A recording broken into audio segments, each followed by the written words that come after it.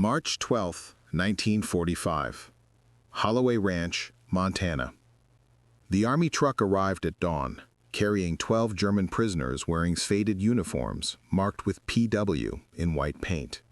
Thomas Holloway stood on his porch, Winchester rifle visible against the doorframe, not aimed, but present. 8 months since Normandy took his son James. 8 months of Eleanor moving through the house like a ghost, writing weekly letters to a POW camp in Germany where her fiancé, Bobby Fletcher, was held. Before we jump back in, tell us where you're tuning in from, and if this story touches you, make sure you're subscribed, because tomorrow I've saved something extra special for you.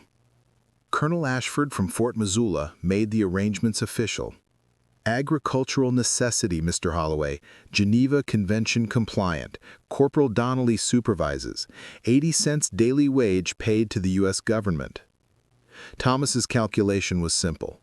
3,200 acres, spring planting approaching, and no able-bodied men remaining in Yellowstone County who weren't already overseas or working defense industries. The prisoners were tools, nothing more. Among the 12, Friedrich Kohler stood apart, not in defiance, but in bearing. At 26, he carried himself with quiet dignity despite circumstances.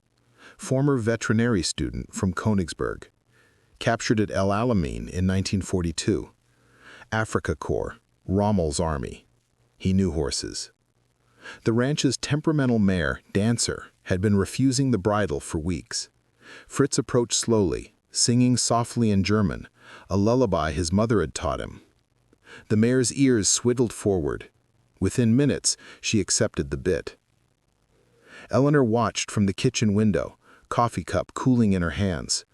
She'd expected monsters in German uniforms. This man sang to horses. "Keep your distance from that one," Thomas warned that evening, seeing her gaze linger. "James died fighting his people." But Eleanor had already noticed Fritz's hands, gentle with animals, scarred from labor. Hands that contradicted everything she'd been taught about German soldiers. May 8, 1945. Germany surrendered unconditionally. In the barn where Eleanor conducted English lessons for the POW laborers, the news created fractured silence. Klaus Weber, the cynical Bavarian sergeant, exhaled relief. His wife and daughters lived in the American zone. Hans Richter, the bitter SS man, turned his face to the wall. Fritz had nothing, his expression unreadable. "What happens now?" Eleanor asked Corporal Donnelly. "Repatriation. Geneva Convention Article 75 requires rapid return after hostilities cease." Mike's Boston accent softened the bureaucratic language. The Red Cross telegram arrived 3 days later.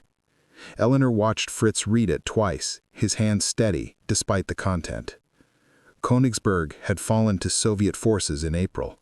His parents, his younger sister, all presumed dead in the bombardment. His hometown was now Kaliningrad, Soviet territory. He had no home to return to. Eleanor found him that afternoon in the horse pasture, standing motionless, staring at mountains he couldn't cross. She approached without thinking, driven by recognition. She knew this grief. James's telegram had felt exactly this way, final, irreversible. "I'm sorry," she said. Inadequate words for obliteration. Fritz turned, eyes red but tearless. "Thank you, Miss Holloway." When he stumbled slightly, she reached out instinctively, her hand covering his. The contact lasted 3 seconds. Enough time for Corporal Donnelly, checking fence lines, to observe. Enough time for Eleanor to feel Fritz's pulse against her palm, proof of shared humanity beneath enemy designation. That night, Thomas confronted her. "You're spending too much time with prisoners. People will talk. Bobby's coming home soon. Remember that." Eleanor remembered. She remembered everything, including how Fritz's grief mirrored her own, and how that mirror made her feel less alone than Bobby's heroic letters ever had. June heat transformed the barn into a furnace. Eleanor's English lessons moved to the shade of the cottonwood grove, where afternoon breezes made breathing possible. The curriculum evolved beyond vocabulary. Eleanor taught American folk songs. Fritz taught German lieder. Music became their shared language. Red River Valley carried particular weight. From this valley they say you are going. We will miss your bright eyes and sweet smile. Fritz learned the English words, but understood the German meaning. Goodbye, leaving, loss. This song, he said carefully, is about separation. Yes, Eleanor's throat tightened. It's about someone leaving who you want to stay. They both understood they weren't discussing the song anymore. Fritz confessed first. July afternoon, temperature over 90, both seeking refuge from sun and scrutiny. I wasn't Nazi party member, but I wore the uniform. I followed orders in Africa. I saw things. His English fractured under emotional weight. I survived when better men died. That guilt, it doesn't end with Germany's surrender. Eleanor recognized the confession as a gift. James died at Normandy. I grieved, but I was also angry. Angry that he died for a world that sent me back to being rancher's daughter instead of teacher. That anger felt like betraying his memory. They'd moved beyond prisoner and captor. They'd become people who understood complexity. Colonel Ashford's announcement arrived via Corporal Donnelly. All POWs would be screened and repatriated by September. Klaus Weber began urging Fritz towards acceptance. Hans Richter began documenting Fritz's interactions with Eleanor in a leather notebook, page after page of dates and times. Thomas caught them laughing together over a mispronounced English word. He banned Eleanor from the barn immediately. The next morning, Eleanor rode to the distant pasture at dawn. Fritz was already there, having calculated the same risk. They had 10 weeks until September. They began meeting daily, stealing minutes before others woke. Preparing and narrating this story took us a lot of time, so if you are enjoying it, subscribe to our channel. It means a lot to us. Now back to the story. August 3rd, 1945. The telegram arrived at 2:47 p.m. Eleanor's hands shook reading it. Lieutenant Robert Fletcher, liberated from Stalag Luft III, would arrive Billings by August 15th. Wedding preparations should commence immediately. She should have felt relief. She felt panic. That night's dawn meeting carried different weight. Fritz arrived first, sensing something wrong. Eleanor dismounted, telegram crushed in her pocket. "I'm engaged," she said, no preamble. "Bobby Fletcher, childhood sweethearts. He proposed from the POW camp last year. I accepted." Fritz absorbed this like physical blow. Of course, she belonged to someone else. Of course, an enemy prisoner couldn't compete with American hero. But knowing it logically didn't prevent the anguish. He'd already lost family, country, and now the only person who made survival worthwhile. "I understand," he managed. "No." Eleanor's voice broke. "I accepted out of duty, before I knew you, before I understood that duty and love aren't the same thing.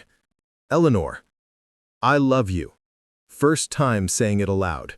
"I love you, and it's impossible, and I don't know what to do." Fritz closed the distance between them. Their kiss lasted 30 seconds, first and only. It tasted like goodbye. Klaus Weber watched from the reg, smoking contraband cigarette. He'd warned Fritz this would end badly, but watching them, two people choosing each other despite every rational argument against it, he made a decision. He would help Fritz escape. Some things mattered more than self-preservation. In Billings, welcome banners went up. Hero returns. Helen McCarthy visited Eleanor, chattering about wedding plans. Eleanor smiled appropriately while dying internally.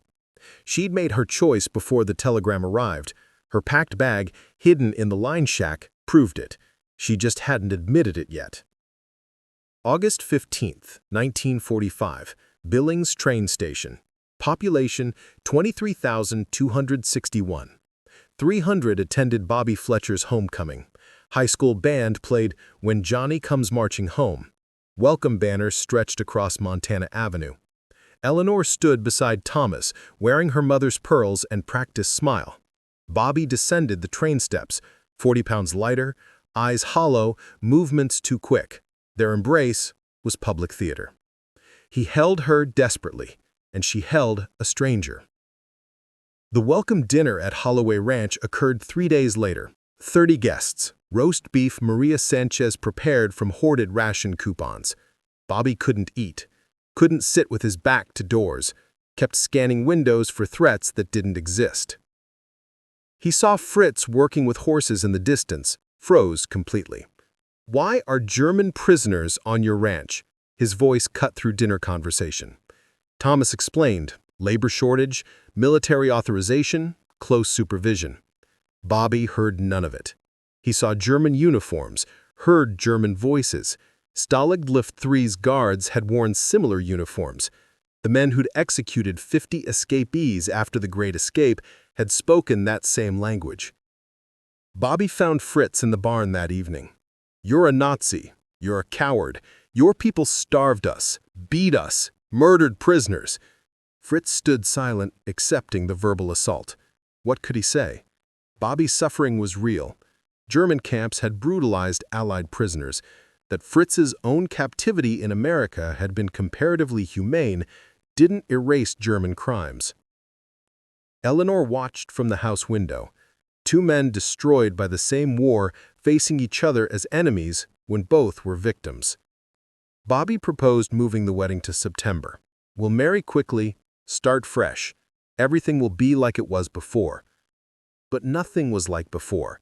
Bobby's trauma made genuine intimacy impossible. He needed Eleanor as symbol, not person. Prove his suffering had meaning, that home still existed. Helen McCarthy cornered Eleanor at church. Did something happen with that German prisoner? Eleanor's non-denial was answer enough. August 28, 1945, Helen McCarthy made 3 telephone calls. First, to Thomas Holloway. Second, to Bobby Fletcher. Third, to Colonel Ashford. She believed she was saving her best friend from catastrophic mistake. Thomas confronted Eleanor in the ranch kitchen. "Helen says you've been meeting that German prisoner, alone, before dawn." Eleanor couldn't lie. Yes. The disappointment in Thomas's eyes was worse than anger. "Your brother died fighting Germans. Bobby survived German captivity. And you?" His voice broke.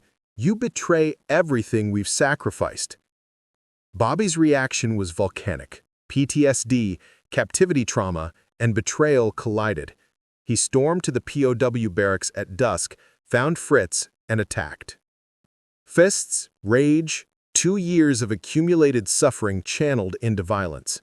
Mike Donnelly pulled Bobby off after 30 seconds. Fritz's lip split, eye swelling. He hadn't defended himself. What right did he have? Bobby's anger was justified. Colonel Ashford arrived the next morning. Official investigation into fraternization violations. Regulation 6124 prohibited intimate contact between POWs and American civilians. Violations carried court-martial potential. Eleanor testified first. "I taught English. Nothing inappropriate occurred." Fritz testified second. "Any feelings were mine alone. Miss Holloway never encouraged me. She acted with complete propriety." He lied to protect her reputation, claimed he'd pursued an unwilling woman, accepted the label of predator to spare her. Hans Richter presented his documentation, dates, times, locations, compelling circumstantial evidence, but no proof of physical relationship. Klaus Weber countered, "Kohler is honorable man. He wouldn't compromise American woman's reputation." Mike Donnelly's testimony supported Eleanor's version. Careful truth, he had observed English lessons, nothing more. Ashford's verdict, insufficient evidence for formal charges. But Fritz would be transferred immediately to Fort Missoula's high-security repatriation facility. Deportation accelerated to September 22nd. The separation was complete. No communication permitted, no goodbye allowed. Eleanor returned to the ranch house and didn't speak for 3 days. September 1st, 1945, Fort Missoula, Montana. High-security repatriation facility housing 1,200 German POWs awaiting forced deportation. Fritz Kohler became prisoner number 847A, scheduled for transport to New York departure port on September 22nd. Final destination, Soviet-occupied Germany. Expected outcome, execution or Siberian labor camp. Eleanor descended into profound depression. She moved through ranch duties mechanically, cooking, cleaning, correspondence, while emotionally hollow. Bobby visited daily, alternating between desperate tenderness and suspicious interrogation. He pushed for immediate wedding. Marriage will fix this. You will forget that German. We'll be like we were. But they'd never been what Bobby remembered. His pre-war memories were fantasy, and Eleanor couldn't inhabit his delusion. Thomas maintained cold distance from his daughter. He'd lost James to German bullets. Now he was losing Eleanor to German prisoner. The symmetry felt like cosmic punishment. At Fort Missoula, Klaus Weber studied transport schedules. 40 years in Wehrmacht infantry taught him to observe patterns. Guards rotated every 6 hours. Transport trucks departed at dawn. During prisoner loading, chaos created vulnerability. 15 minutes where one man might disappear into Montana wilderness. Klaus revealed his plan to Fritz on September 10th. During transport to departure port, I create distraction. You run, head west into mountains. You'll face additional detention, years more. I have wife and daughters waiting in Bavaria. You have no one if you return. Mathematics of survival, my friend. Dr. Zimmerman, listening, posed the moral question. Even if you escape, what life awaits? Fugitive without identity. Can love survive permanent hiding? Fritz had no answer, only certainty that deportation meant death, and Eleanor was the only reason survival mattered. Meanwhile, Reverend Whitmore visited Eleanor. His counsel shocked her. Christian love sometimes requires choices society condemns. Your grief tells me you've already decided.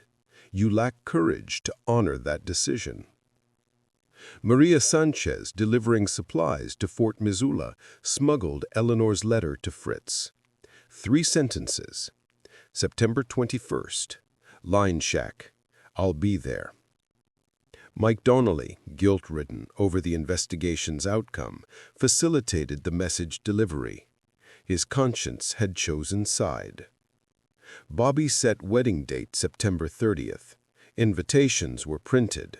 Eleanor's dress was altered. Thomas began making arrangements. Eleanor packed a small bag and hid it in the line shack. Inside, 2 changes of clothes, her mother's ring, $57 saved from household budget, and a photograph of James, the brothers whose death had indirectly brought her to this impossible choice. September 21st, 1945, 11:47 p.m.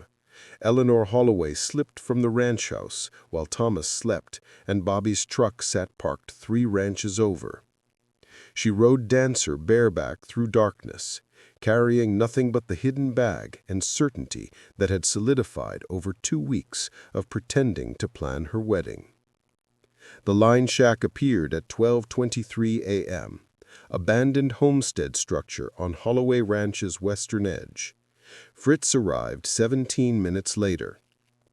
Having escaped during prisoner transport, with Klaus's distraction exactly as planned.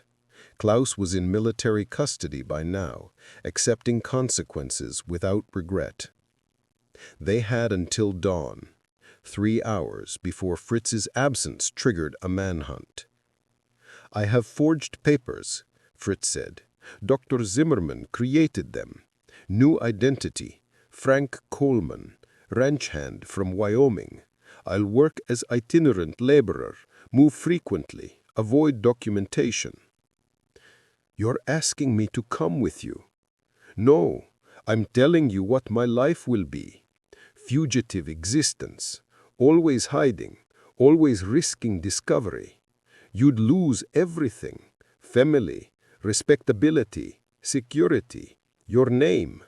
I love you enough to release you from any obligation. Eleanor reached into the line shack's hidden corner and retrieved her bag. I packed this 3 days ago, before your letter arrived. I'd already decided. Fritz's expression broke. Relief, anguish, hope. Eleanor, you understand what this means. We can never return, never contact family. Our children, if we have children, will grow up not knowing their father's real name. I understand perfectly. I'm choosing small and true over large and false. I'm choosing you. They created ceremony in that line shack. No legal standing, only moral weight.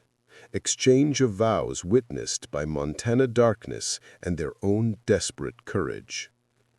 I, Friedrich Kohler, take you as my wife, in flight, in hiding, in whatever life we build. I, Eleanor Holloway, take you as my husband, across borders, across enemy lines, across every barrier that says we can't. At 4:15 a.m., they rode west. 2 horses, minimal supplies, forged papers, and love that required sacrificing everything else. Mike Donnelly discovered Fritz's escape at 8:30 a.m. He delayed reporting until 12:47 p.m. 4 hours and 17 minutes. Enough head start to make recapture unlikely. Bobby Fletcher discovered Eleanor's note at 6 a.m. By 7 a.m., he'd organized civilian posse. By noon, they'd found nothing. Eleanor's note was brief. I'm sorry, I cannot marry you. I cannot be who you need me to be. Forgive me if you can. E. Thomas's note was longer. Daddy, I love you. I grieve James every day, but I cannot live the life expected of me while dying inside. I'm choosing love over duty. History will judge whether I'm right. Your daughter, Eleanor. They disappeared into American vastness. Frank and Ellen Coleman, beginning 40 years in hiding. September 22, 1945, the mathematics of consequences began calculating across Montana. Thomas Holloway's grief manifested as hardened rage. He told neighbors, told church congregation, told anyone who'd listen, I have no daughter. Eleanor Holloway died the night she betrayed her family, her fiancé, and her country. He removed her photographs from the house, burned her letters, attempted to erase her from family history. Bobby Fletcher's breakdown occurred publicly, October 3rd, Billings General Store. He was purchasing wedding rings, habit completing a task already obsolete, when someone mentioned Eleanor. Bobby collapsed, weeping, then screaming, then terrifying silence. Deputy Carlson drove him home. Bobby's parents called a doctor. What we'd now call PTSD crisis then had no name, only shame. Mike Donnelly faced court-martial at Fort Missoula on September 29th. Charges: dereliction of duty, aiding prisoner escape, violation of military regulations. His defense was simple. Some principles transcend orders. I'd make the same choice again. Verdict: dishonorable discharge. He accepted it with quiet dignity, believing conscience outranked regulations. Klaus Weber received additional 3 years detention for aiding escape, shipped to labor camp in France.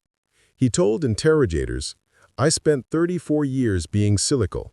Then I watched 2 people choose love when the world demanded hatred. worth 3 more years to help make that possible. Colonel Ashford's career suffered public embarrassment. The escape from his command triggered investigation. He wasn't disciplined formally, but his advancement prospects ended. He retired in 1947, bitter about prisoners who'd refused to accept proper defeat. Hans Richter, classified for extended detention, spread vicious rumors through Billings, called Eleanor traitor and race betrayer. His bitterness found ready audience among those needing simple enemy categories. The community divided sharply. Majority condemned Eleanor's choice as unforgivable betrayal. She'd abandoned wounded war hero for enemy prisoner. She'd dishonored her brother's sacrifice. She'd violated every social compact. But a minority defended her. Reverend Whitmore delivered controversial sermon on October 7th. Christian charity extends to all, even former enemies. Love recognizes no borders when it's genuine. Half of his congregation walked out. The remaining half built community around radical forgiveness. Maria Sanchez, questioned by Deputy Carlson, revealed nothing. I cook, I clean, I see nothing. Her protective silence enabled their escape. Helen McCarthy's guilt consumed her. She'd triggered catastrophe, believing she was helping. She attempted apologizing to Thomas. He refused to see her. She wrote Eleanor letters never sent, found decades later in her effects. I confused love with possession, protection with control. I destroyed what I should have defended. Military manhunt continued through October, finding nothing. Fritz and Eleanor had vanished completely into American vastness, protected by Dr. Zimmerman's forged papers and their willingness to become different people. The search was quietly abandoned by November. They had won, but the price had been paid by everyone they'd left behind. April 3, 1985, Coeur d'Alene, Idaho. Frank Coleman, age 66, sat across from immigration attorney Sarah Martinez, holding his wife Ellen's hand. 40 years of borrowed identity was ending. My real name is Friedrich Kohler, German prisoner of war who escaped September 21, 1945. I've lived as Frank Coleman since that night. My wife is Eleanor Holloway. We've been fugitives for 40 decades. The revelation came from necessity. Eleanor, had been diagnosed with advanced pancreatic cancer in February. Doctors estimated 6 months maximum. She wanted her children to know the truth before she died. Fritz wanted to reclaim his name before burying it with her. Their children, Catherine Kate Coleman, 38, high school history teacher, and James Coleman, 36, veterinarian, sat in shock as their parents' carefully constructed reality disassembled. You lied to us our entire lives, Kate said, voice breaking. We lived a truth society wouldn't permit, Eleanor replied. We couldn't be Friedrich and Eleanor, so we became Frank and Ellen. The love was real, only the names were borrowed. Attorney Martinez explained the legal situation, which paralleled Georg Gartner's 1985 surrender almost exactly. Fritz couldn't be prosecuted. Escape wasn't federal crime. Couldn't be deported. He'd been brought to America involuntarily. Couldn't be charged with illegal entry. He'd never technically entered as a civilian. The legal system had no category for him.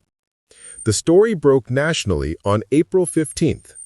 Last fugitive German POW surrenders after 40 years. Media descended on Coeur d'Alene. The narrative had everything: forbidden love, wartime drama, decades of hidden identity, dying woman seeking truth. Public reaction divided predictably.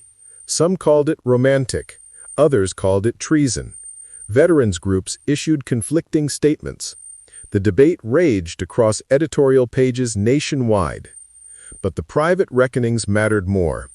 Thomas Holloway, 92 and dying of congestive heart failure at Billings Hospital, saw the news coverage. Reverend Whitmore, now 87 and retired, visited him immediately. She's alive, Thomas. Your daughter is alive. Thomas had spent 40 years telling himself Eleanor was dead, believing it made the pain bearable. Now, the lie collapsed. He'd wasted decades in bitterness when reconciliation remained possible. I want to see her. Eleanor flew to Billings on April 20th. Their reunion occurred in a hospital room that smelled of disinfectant and approaching death. Thomas looked ancient. Eleanor looked ill. Both wept. "I lost James to war," Thomas said. "Then I lost you to my pride. James is gone forever, but you're here. I was wrong, Eleanor. I was wrong to make you pay for a war that took everything from all of us." "I'm sorry I hurt you, Daddy. I'm sorry I couldn't be who you needed me to be." "You were exactly who you needed to be. Brave enough to choose love when the world demanded hatred." He died 3 days later, holding her hand. His will, revised in those final days, left the Holloway Ranch to Eleanor. She immediately donated it to Veterans Rehabilitation Charity, transforming the place where her love began into space for healing war's wounds. Bobby Fletcher, 68 and remarried since 1950, contacted Fritz through attorney Martinez. They met in April 28th in a neutral conference room. Two old men, former enemies, both marked by the same war in different ways. "I blamed you for everything," Bobby said. "You were German, she chose you, and I'd just spent 2 years in German camp. Made it easy to hate you." "You had every right," Fritz replied. "My people put you in that camp." "Took me 20 years to realize you were a prisoner too. Another 10 to understand you saved her from me, from what I'd become. I wasn't fit to be anyone's husband in 1945. I was broken, angry, dangerous. She saw it. I couldn't. She never stopped feeling guilty about hurting you." Bobby's voice cracked. "Tell her I forgave her decades ago. Tell her I hope she was happy. Tell her she made the right choice." They embraced briefly. Not reconciliation. The past couldn't be erased, but acknowledgement. They'd both been casualties, just in different ways. Mike Donnelly, 61, and retired in Massachusetts, testified on Fritz's behalf. "I was ordered to guard prisoners. Instead, I discovered my duty was to guard humanity. I'd make the same choice today." Klaus Weber's daughter Anna traveled from Munich carrying her father's journals. Klaus had died in 1979, but he'd written extensively about his POW experience. An entire chapter focused on the foolish romantic who taught a cynic to believe in something.